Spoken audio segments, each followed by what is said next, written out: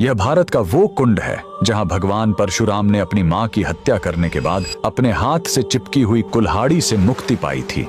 यह कहानी है महान ऋषि जमदग्नि और उनकी पत्नी पतिव्रता रेणुका की। कहते हैं रेणुका हर दिन नदी से कच्चे घड़े में पानी लाती थी और उनके सतीत्व के बल से वह घड़ा टूटता नहीं था। उनके 5 पुत्र थे जिनमें सबसे छोटे थे विष्णु अवतार परशुराम। एक दिन रेणुका ने नदी में कुछ गंधर्वों स्वर्ग के संगीतकार को जल क्रीड़ा करते देखा। उन्हें देखकर एक पल के लिए उनका मन मोह में पड़ गया और उसी क्षण उनके सतीत्व का बल टूटा और कच्चा घड़ा टूट गया। जब वो आश्रम लौटी तो ऋषि जमदग्नि ने अपने योग्य बल से जान लिया कि उनका मन भटक गया था। वो इतने क्रोधित हुए कि उन्होंने अपने पुत्रों को आज्ञा दी, अपनी मां का वध कर दो। जब चारों बड़े भाइयों ने मना कर दिया तो क्रोधित पिता ने उन्हें तुरंत पत्थर बन जाने का श्राप दे दिया। इसके बाद परशुराम ने पिता की आज्ञा को अपना धर्म समझा। उन्होंने भारी मन से अपनी कुल्हाड़ी उठाई और अपनी ही मां का सिर धड़ से अलग कर दिया। उनकी आज्ञाकारिता से प्रसन्न होकर जमदग्नि ने वरदान मांगने को कहा। परशुराम ने तुरंत अपनी मां को फिर से जीवित करने और साथ ही पत्थर बन चुके अपने चारों भाइयों को भी मुक्त करने का वर मांग लिया। सब फिर से जीवित हो गए, मानो कुछ हुआ ही ना हो। लेकिन कहानी यहीं खत्म नहीं हुई।